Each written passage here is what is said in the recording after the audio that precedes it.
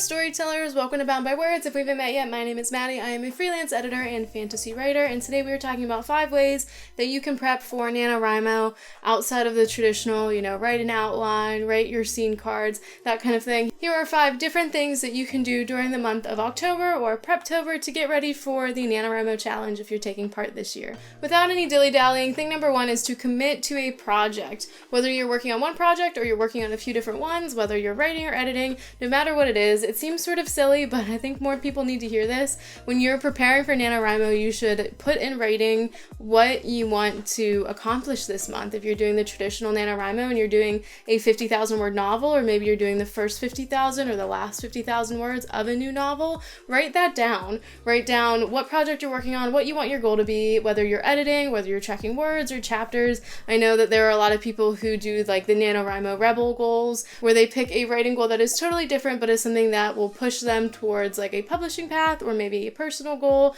No matter what you're doing this NaNoWriMo, commit to it in writing and, post it on your social media, tell somebody about it, that kind of thing. There are a lot of people who sort of fall into the trap, especially if you're a pantser or discovery writer like myself. I know there's a lot of us out there who we think we're just going to start a novel on November 1st, and you might have an idea of like, I normally write high fantasy and I know I want it to be something like epic and I'll probably have like a romance subplot, but then you go into it blindly and that's sort of all you give yourself.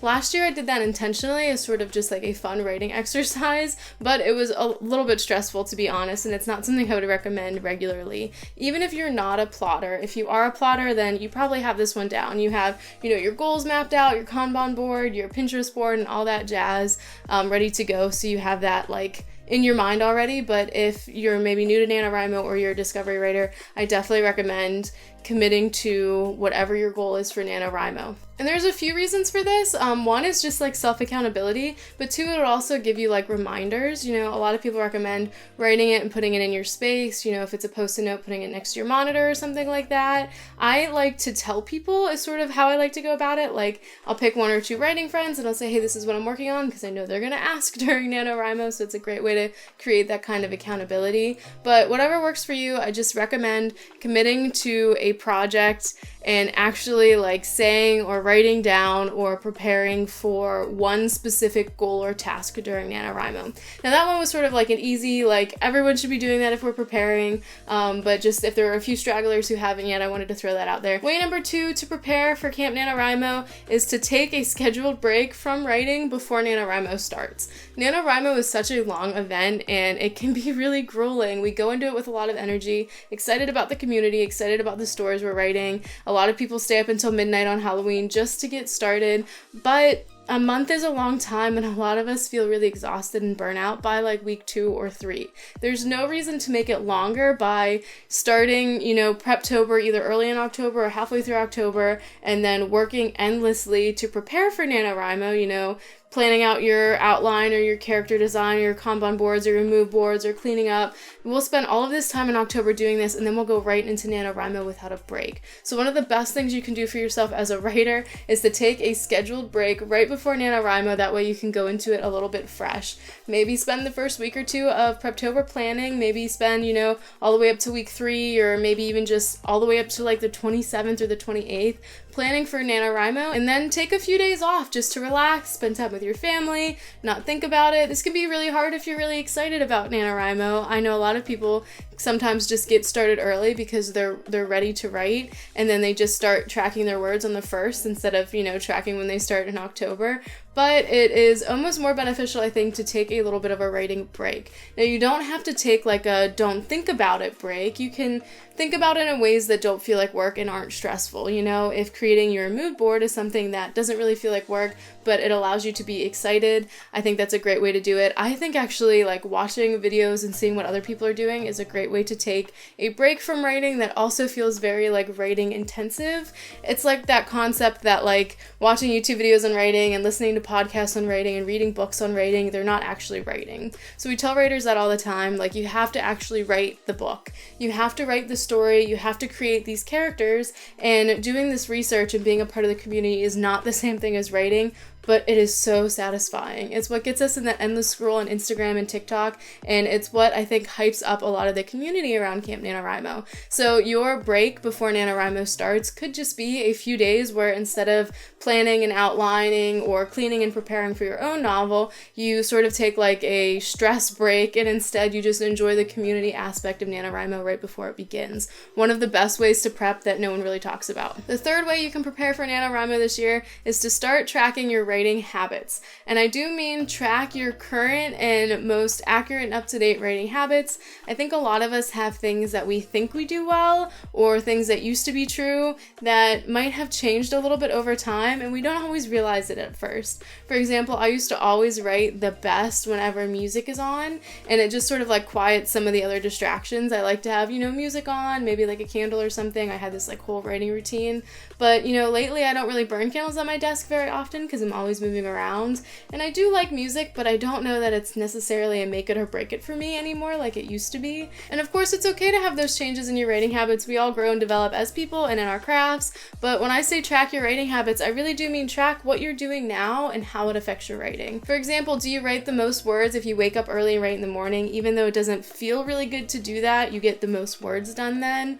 Or do you get the most words done or feel best about your writing whenever you write right after work, or maybe like in the dead of night?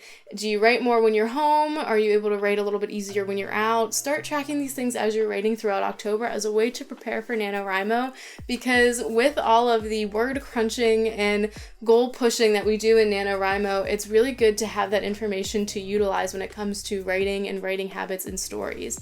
For example, some people might write better if they plan in advance. That's why a lot of people really like plotting. But there are some pantsers and discovery writers who write better, not when they, plot out a whole novel, of course, because they're discovery writers, but if they plot out just one or two things in advance. That's something I did with my last book that I really loved. Even as a discovery writer, and that's how I'm usually most comfortable writing, I did write like bullet points throughout the story that I wanted to hit, just a handful of points that I knew were probably going to follow my plot point. Like eventually one of them ended up actually changing, but then every so often I would plan out the next like 2 or 3 points in the story, and that was the best way for me to write because it kept me from getting like writer's block, and it always kept me like moving forward, and I had like a goal to write towards, but at the same time I didn't have this long daunting outline that I had to write and then like revisit and then worry about veering off of. I do like the idea of outlining a lot, but I'm just the type of person that I'll get so excited about the story and then I'll outline it entirely, and then by the time I'm done outlining I am not as excited about the story. So for writing challenges particularly, I like to give myself a little bit more wiggle room because I think it's more fun for me. It's one of the reasons that I'm able to like keep the passion in the hobby. So whenever you track your writing habits in their actuality and not, what you would like your habits to be and not what you're capable of, like what you actually do will give you a good idea of how to sort of manipulate the system like that so that you can just enjoy the best parts of writing. If getting up early in the morning feels like crap, but you get the most words done then maybe getting up early in the morning for NaNoWriMo is the best way to approach your goals. Or maybe whenever you start to fall behind during NaNoWriMo, you can say, okay, for the next week, I'm going to get up early and I'm going to write in the morning. There are a bunch of different ways to look at this. Do you write better when you have drinks? Do you write better when you have music on, like I said? Do you write better when a lot of other people are in the room? Do you write better when you're by yourself? Just start making note of this as you're writing or even just outlining or preparing in October, and then use it to your advantage whenever NaNoWriMo rolls around. Thing number 4 that you can do to prepare for NaNoWriMo this year is to address any unknowns. This is going to look a lot different for plotters than it is for pantsers. It's probably going to be a lot easier for plotters, but this is also relevant to your story and also your life outside of your story. And I know what you're thinking, how can we address something if we don't know what it is? And the idea is to just think and try to anticipate things that might cause you stress. If you're a plotter and you have a full outline, plan for what happens whenever you go off of your outline. Are you going to give yourself a day to rewrite? Are you just going to veer back towards your outline as best as you can? Are you going to leave notes in your manuscript of things that you need to change? Stuff like that. If you have like magic systems or cultures or religions are like the holidays named? Do the magic systems have certain terms? Or those things you figured out already? If you are a plotter or a planter, you might already have those things just like floating around in your head. I would recommend like writing everything down, especially if you are rushing through planning or you have a lot of exciting things happening in October. I know we're getting into the season of holidays and seeing your family and traveling and stuff like that from now until the end of the year. So it makes total sense if things sort of like come and go. So don't trust your brain to like keep everything together and organized. Write everything down. For a discovery writer, this might be like, where are you going to write? Is it going to be on your computer? Is it going to be by hand? Is it going to be in Scrivener? Or is it going to be in a Word document? I really like changing writing softwares. It's like a disease. I have like commitment issues, but there's something that feels like fresh and nice about like a blank document to me. Like I get the opposite of white page syndrome. I get really excited to write the first line in a notebook and to write, you know, the first sentence on a Word document. So sometimes if like what I'm writing in Scrivener feels really monotonous and boring, I'll switch over to a Word document. But because of that, to prepare for the unknown and to get ready for some unnecessarily stress, I have to come up with a system of how I'm going to organize that so that I don't have a dumpster fire of manuscript papers all out of order and a bunch of different documents. I personally keep everything organized in Scrivener, but even if I'm not writing in Scrivener, I'll every so often just copy and paste what I had written and put it in Scrivener to keep it like organized. It is something super easy and simple, but it is tip number 4 because it's something that I had to sit down and tell myself that I was going to do one NaNoWriMo to stay organized, and ended up working really well for me. So, you know, for plotters, this might be a little bit more technical, you know, getting ready like your Kanban board and stuff like that. And for pantsers, it might just be like getting emotionally prepared for the stress and trying to anticipate things that could go wrong. Something I like to do to like remove some unknowns is just like cleaning up my work area so I don't ever have to like come into like this office area to sit down and write and then, you know, have a bunch of clutter I have to move. So it's just one of those little things that I can do to remove stress to get ready for NaNoWriMo. You can do that both inside and outside of your manuscript. I think this works really great if you're editing. So if you're editing this NaNoWriMo, creating a game plan for editing, how you're going to approach it and how you're going to review the way you approach it, I think is really important. So you might go in thinking like, I'm going to edit like this and it's going to work out totally fine and this is how I'm going to work on my book.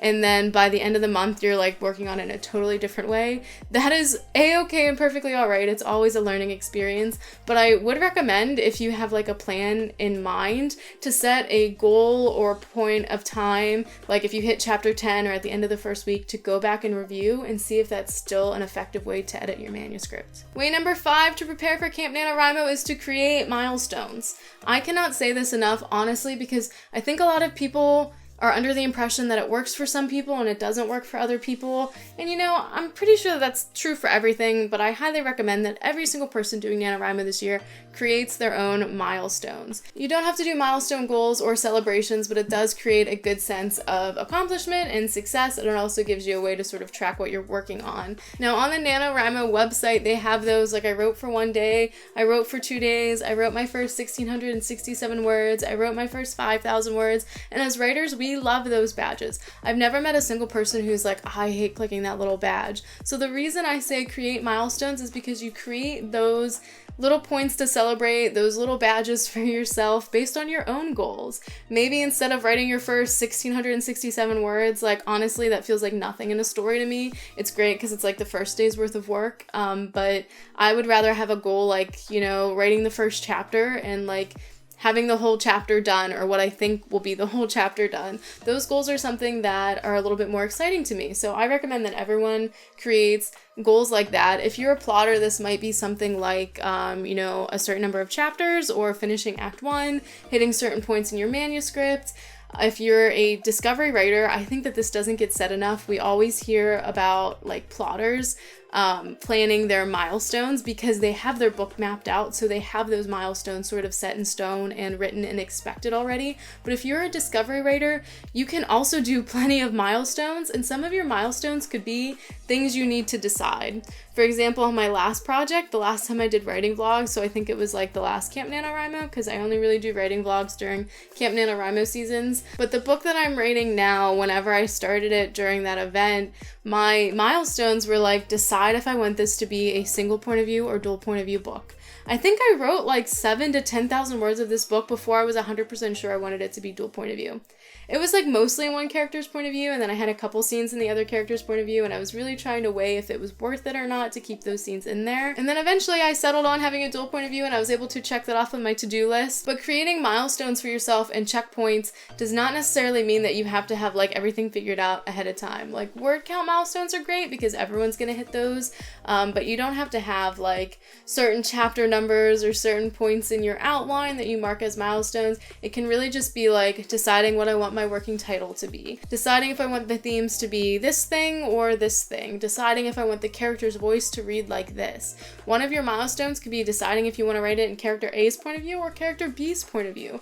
Just because you're discovery writing does not mean that you have to have like this cohesive 50,000 words of like story that is like perfectly figured out. And if you do end up as a discovery writer with a 50,000 word perfect story that's figured out, I hate you out of envy because that's incredibly difficult to do.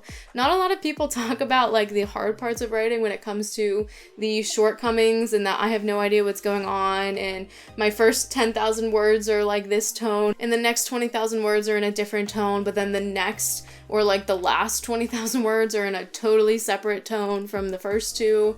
Nobody really talks about that sort of mismatch when it comes to zero draft unless they have already passed that point and they have like recovered from it. Like when somebody gets like their first or second or third draft done and the story's starting to feel good, they're like, oh yeah, my zero draft or my first draft was trash. But in the moment, like take a minute to appreciate that you're figuring things out in the moment. And if you make a Kanban board, it doesn't have to be like I hit this milestone, I hit this milestone, I hit this milestone, and I'm put together. Your milestones that you create can be, I figured out how I want to do this. I figured out how I want to plan, how I want to track, or like maybe your milestones are just I wrote every day for a week straight and you celebrate by taking a day off. Your milestones should be things that are like tailored to fit towards you, but make them exciting little things that you can, share and tell people about, just like how we have those badges on the NaNoWriMo website. There are an endless number of ways to prepare for NaNoWriMo, and I feel like we always hear a lot of the, work on your outline, make scene cards, make character cards. So I try to think of 5 ways that like I think it's really important for everyone to prepare despite how you plan or plot or don't plot, if you know what I mean. Like I wanted these 5 ways to prepare for NaNoWriMo to be things that were applicable to almost every writer. So if you enjoyed this video or if it gave you any ideas on how to prepare for NaNoWriMo, make sure you give it a thumbs up. And if you have any ideas that you want to share with other writers, that can be incredibly inspiring. So leave those down in the comments below and also consider subscribing. I post writing related videos twice a week.